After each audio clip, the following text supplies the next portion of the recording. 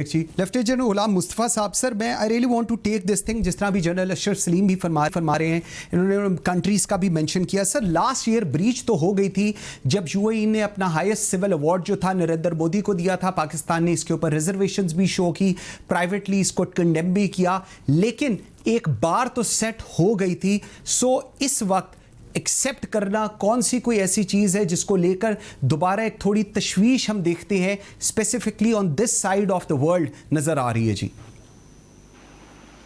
देखिए, जब इकबाल ने कहा था ना कि नील के साहिर से लेकर ताबखा के काश करता एक हों मुस्लिम हरम की पासबानी के लिए, तो जहां तक हरम की पासबानी का ताल्लुक है उसमें तो किसी को कोई शक नहीं है। और मैं नहीं समझता कि कैसा बेवकूफ शख्स होगा जो इस हरमैन शरीफैन की तरफ मैली आंख से देखेगा। उसके बाद फिर मुसलमानों के पास अपनी जान देने के अलावा ऑप्शन रह नहीं जाती। एब्सोल्युटली। एक तो इसको let's take this off the table. ठीक। नंबर 2, उम्मा का जो कॉन्सेप्ट है ना जी, बेसिकली ये कभी एक मिराज था जो पाकिस्तान के बाहर बहुत कम लोग इसको जानते भी थे, सोचते भी थे, बात भी करते थे। जो गैर मुस्लिम थे वो तो हमें एक उम्मत के लिहाज से देखते हैं, वो तो हमें समझते हैं कि मुसलमान हैं, फंडामेंटलिस्ट हैं, मुसलमान एक्सट्रीमिस्ट हैं, वो तो सर देखते हैं ये। लेकिन हम जब आपस में मिलके बैठते हैं तो हम में फिर अरब है, अजम है और इस वगैरह वगैरह ये हमारे मसाइल चलते हैं। फिर हम में तफरकाबाजी है, कुछ सुन्नी है, कुछ शिया है, कुछ शियों में अलग मसाइल हैं, कुछ सुन्नियों में अलग मसाइल हैं। तो एक तो अल्लाह के फजल से हमने अपने आप को इस तरीके से रेजा रेजा कर दिया है कि हमारा इकट्ठा होना पॉसिबल है ही नहीं। हमें इसके बारे में सोचना बहुत पहले बंद कर देना चाहिए था। देखिए, यूएई ने जो कुछ किया, आप ये क्यों भूल जाते हैं कि मैं जो बात करने लगा हूं शायद इसके बारे में आपने ज्यादा गौर किया होगा। कराची की जो फॉल है या कराची की जो तबाही है और दुबई का जो राइज है, अब देखिए ये टाइम तकरीबन एक जैसा नहीं है, एक वक्त नहीं शुरू हुई है।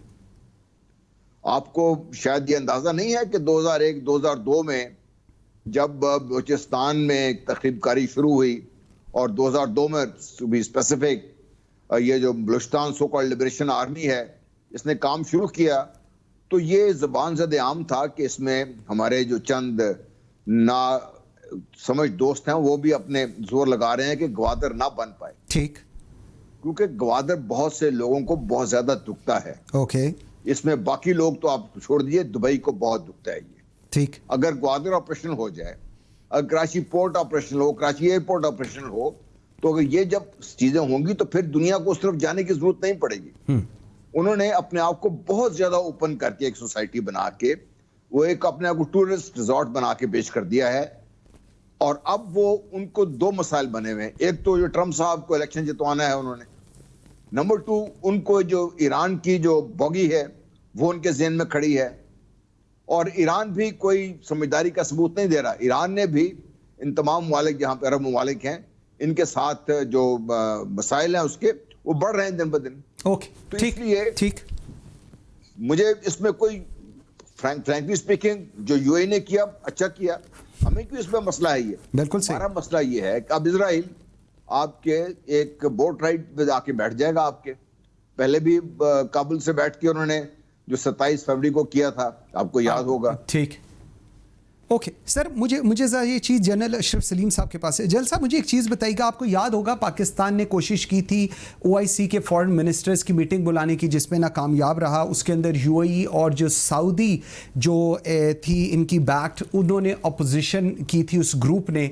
सो अब यूएई ने इसको इजराइल को एक्सेप्ट कर लिया है। सो उन्होंने दैट एक्चुअली मीन्स कि they are trying to go closer to America, because ये एक वो एक आप समझे एक थिंक टैंक है जो बताता है कि जी इस तरह one of the think tanks जिसका ये व्यू है कि जी ये सारी चीज़ें जो एंड कर रही हैं, जिस तरह आप भी पहले फरमा रहे थे, जल साहब भी फरमा रहे हैं, इट्स एंडिंग कि having a close tie with America and Israel is an illegitimate baby of America जिसके साथ अच्छा रिलेशन करना जरूरी है।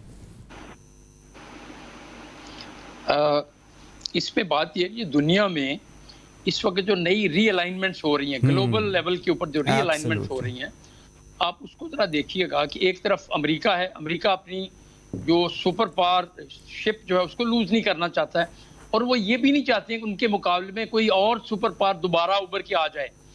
रशिया आ जाए या चाइना एक ऐसी सुपर पावर बन जाए जिसका इन्फ्लुएंस फार एंड वाइड हो और अमेरिका को वो चैलेंज कर सके। ठीक। तो एक तरफ वो है, दूसरी तरफ चाइना का एक ब्लॉक बन रहा है जिसमें चाइना को रशिया भी सपोर्ट कर रहा है, हो सकता है बाकी ममालिक भी उसके साथ आ जाएं।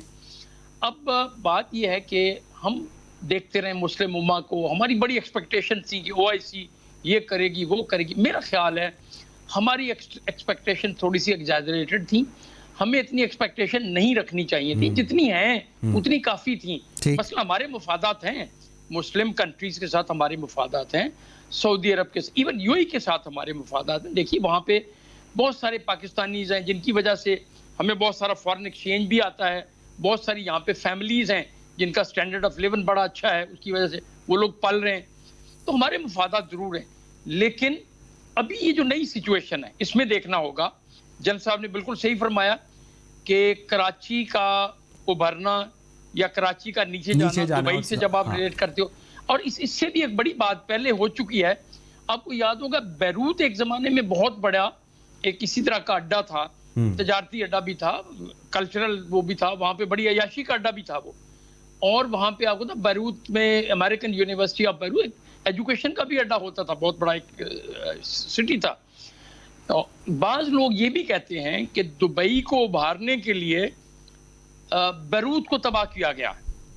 अब आप नेक्स्ट उस पे आइए स्टेज पे, it is not only Dubai, Israel ने ओमान के साथ कुछ मुआहदे किए हैं जिसमें ओमान की पोर्ट्स पे अगर इजराइल आ जाता है, दुबई में अगर इजराइल को फैसिलिटीज़ मिल जाती हैं, शिपिंग फैसिलिटीज़ मिल जाती हैं, फिर आप देखिएगा ग्वादर पोर्ट की जो अहमियत हम देख रहे हैं एज अ ट्रेड पोर्ट कह लीजिए, या आप किसी स्टेट के ऊपर आप इसको मिलिट्री पोर्ट भी कह सकते हो जिसमें चाइना भी होगा पाकिस्तान के लिए। अभी आप देखिए कि इस सारी को जब आप ज्योग्राफी को देखते हैं ना, तो फिर ओमान से, दुबई से, उधर इंडिया है, इन सारी जगहों से बहरा अरब के अंदर हमारे लिए ऑपरेशंस, खा वो naval military operation, maritime operations हो या तजारती ऑपरेशंस कह लें, वो दोनों उसमें डिफिकल्टीज वो क्रिएट कर सकते हैं। बिल्कुल ठीक। मकसद ये है कि इसमें आगे पाकिस्तान को बहुत एहतियात से चलना होगा। आपको ये नहीं है कि हम अपने जो थोड़े बहुत हमारे रिलेशनशिप्स हैं, ये मुस्लिम कंट्रीज हैं, ठीक है, उन्होंने इजराइल को रिकग्नाइज किया है, ओमान है या UAE है, हमें उनसे फिर भी रिलेशनशिप रखना है। और किसी हद तक उस रिलेशनशिप के तहत हम इजरायली इन्फ्लुएंस को वहां पे काउंटर करने के काबिल हों। बिल्कुल ठीक, हमें इस चीज को देखना चाहिए। अच्छा जय गुलाम मुस्तफा, मुझे सर ये बताइएगा, जिस तरह अभी बात हो रही है सऊदी अरब की इस पूरी सिचुएशन में, क्या आप रिस्पांस देखते हैं? किस तरह do you think it can play something, will it play something? Chief of army staff भी गए हैं इस वक्त सऊदी अरब विजिट के ऊपर, और इस सारी सिचुएशन में बिकॉज एक इंटरनल वहाँ पर अनरेस्ट भी चल रहा है, सक्सेशन का भी इशू चल रहा है, तो सर सऊदी अरब का रोल क्या देख रहे हैं आप इस सारी सिचुएशन में? देखिए, एक चीज़ मैं और आपसे यहाँ अर्ज करना चाहूँगा कि जो रिलीजियस एक्सट्रीमिज्म है ना, जिसका इल्ज़ाम हमेशा मुसलमानों पे लगता रहा है और हमने बड़ी ताबेदारी से उसको तस्लीम भी किया है और आगे बढ़ के हमने गुड बॉय स्काउट बनने की कोशिश की है। इस वक्त दुनिया में 3 इंतहाई जो एक्सट्रीमिस्ट किस्म के जो व्यूज हैं, वो आप क्रिश्चियन ज़ायनिज़्म है, बहुत ही ज़्यादा इंतहा पसंद है वो लोग। ज्यूइश ज़ायनिज़्म है, उनकी इंतहा पसंदी के बारे में तो हम जली तौर पे जानते हैं। ठीक। फिर हिंदू नहीं, ब्राह्मण ज़ायनिज़्म है जो भारत से, ये तीनों मिले हुए हैं। ठीक। इंटरनेशनल एस्टेब्लिशमेंट इन तीनों की मदद से, जिस तरह अभी सलीम बाग कह रहे थे, बिल्कुल सही कह रहे थे कि दुनिया में वो किसी और ताकत को या किसी और ऐसे सिस्टम को उभरता हुआ नहीं देखना चाहते जिससे उनकी जो इजारादारी है वो खत्म हो। ओके। एक तो ये बड़ी लार्जर पिक्चर में दिस हाउ वी से इट। राइट। सऊदी अरेबिया, देखिए सऊदी अरेबिया इस वक्त उनके अंदर एक बहुत जो है ना, अंडर द सरफेस बहुत ज्यादा टेंशन है। एब्सोल्युटली। और आमतौर पे ये मेरे चंद एक दोस्त हैं वहां पर जो बिजनेस वगैरह करते हैं, एक उनके समझदार दोस्त हैं, मैं उनका कहना था कि अगर शाह सुलेमान जब फौत हों, अल्लाह उनको जिंदगी सेहत दे, तवसीर रखे उनको, तो वहां पे खाने जंगी का खतरा है। एक तो मोहम्मद सुल्तान को जो उन्होंने जो ये चेन ऑफ सक्सेशन तोड़ के लेके आए हैं, जी, सक्सेशन पैदा किया उसके, बिल्कुल ऐसे। नंबर 2, सऊदी अरेबिया के लिए मसला ये है कि वो अपने आप को ना सिर्फ ये कि एक तरफ तो तुर्की के खिलाफ खड़ा है, दूसरी तरफ वो ईरान के खिलाफ खड़ा है, और तीसरी तरफ उनको ये बात समझ नहीं आ रही कि उनको बिल्कुल जो अंदर की तरफ से बिल्कुल डिसॉल्व करने की जो कोशिश है उसमें दुनिया कामयाब होती हुई नजर आ रही है। बिल्कुल ठीक। सऊदी अरेबिया के तो हाथ पैर उन्होंने खुद अपने बांध के रख लिए हैं ना जी। बिल्कुल ऐसे। जब वो पाकिस्तान के खिलाफ ने जब रिएक्शन किया, ठीक है, ट्रेड रिलेशनशिप उनका पहले भी था भारत के साथ, लेकिन क्या वजह है कि भारत के अंदर मुसलमानों का कत्ल खून हो रहा है, कश्मीर के मेरे पाकिस्तानी भाइयों का वहां पे खून बहाया जा रहा है, इज्जतें लुट रही हैं। ठीक। तो जब ये लोग बात ही नहीं करेंगे तो मेरे पाकिस्तान की या पाकिस्तानी बहसीयत पाकिस्तानी मुझे सऊदी अरेबिया से क्या मोहब्बत होगी?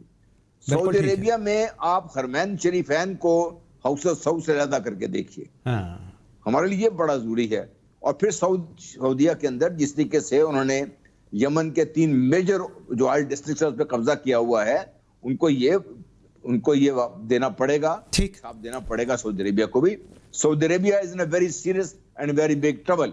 बिल्कुल ठीक। Balfour declaration may be happening yet again and there may redrawing of maps of this region. बिल्कुल ठीक है। जैल साहब, मैं 2 लास्ट क्वेश्चन जी, मुझे जरा बताइएगा जनरल अशरफ सलीम सर, एक nexus Saudi Arab, Israel, USA and Hindutva, do you think ये, क्योंकि ये बहुत ज़्यादा एक 2-3 नेक्सस के ऊपर बात हो रही है, उसमें से एक this is like one of the major ones, do you think it's doable, ये हो सकता है या नहीं हो सकता? What's your analysis on that जी? देखिए जी, एक नेक्सस जो आपने पहले नेक्सस की बात की है ना, जिसमें क्रिश्चियन ज़ायनिज़्म है, एग्जैक्टली, जूइश ज़ायनिज़्म है, ब्राह्मण ज़ायनिज़्म जो जन साहब ने एक टर्म यूज की है, बिल्कुल ये नेक्सस तो ऑलरेडी है, ये तो चल रहा है, और इससे they are already operating against Pakistan in various गाव्स। ओके। इसमें के पाकिस्तान के अंदर ये शरारतें जो करवाना है ये भी करवा रहे हैं, फिर जो पाकिस्तान के एनिमी नंबर 1 है इंडिया, उसको सपोर्ट कर रहे हैं। इस तरीके से जो जब उनको मौका मिलता है अफगानिस्तान से भी पाकिस्तान के खिलाफ चीजें करवा रहे हैं, ये तो ऑलरेडी है। लेकिन मेरा नहीं ख्याल कि सऊदी अरेबिया इस तरीके से ओपनली पाकिस्तान के मफादात के खिलाफ बात करेगा। ठीक है। हाँ, जहाँ तक तल्लक है कश्मीर का, मैं मानता हूँ उन्होंने सपोर्ट नहीं किया उस तरीके से ओपनली जिस तरह उनको करना चाहिए था, जिस तरह OIC को आगे लेके चलो वो नहीं किया। ठीक ठीक। लेकिन मेरा नहीं ख्याल है कि बहुत ज्यादा ओपनली को पाकिस्तान के, और हमें अपना इन्फ्लुएंस उन पे रखना चाहिए। मिडिल ईस्ट में we should never lose our influence. बिल्कुल ठीक है। अच्छा, general Ghulam Mustafa sir, very last comment जी, मैं I have got 30 seconds to go sir. एक और nexus, China, Russia, Pakistan, Turkey and Qatar, and they are daggers drawn, और कतर के साथ इनके जो रिलेशन हैं सर, इस नेक्सस को आप कैसे देख रही हैं? देखिए, मोर देन नेक्सस, ये भी जो है ना इस खित्ते की जो तेजी से बदलती हुई सूरत हाल है, उसमें ये नेचुरल हैं ये चीजें। और ईरान को, जैसा मैंने पहले भी अर्ज की थी, कि ईरान को भी ये बात समझनी पड़ेगी कि अगर उसने अपने आप का अपना वजूद बरकरार रखना है और अपनी हैसियत रखनी है, तो फिर उनको भी इस तरफ आके ये अपनी शरारतें बंद करके इस ग्रुप के साथ मिलकर इस खित्ते में अमन के लिए और इस खित्ते में जिन ज़ायनिज़्म और की हमने बात की है, इनको रोकने के लिए ईरान को इसमें हिस्सा बनना पड़ेगा। ये नेचुरल है, ये बिल्कुल ठीक है, और ये बन रहा है। बिल्कुल ठीक है। Lieutenant general Ghulam Mustafa, lieutenant general Ashraf Saleem sir, thank you very much ji, I am very grateful for your time.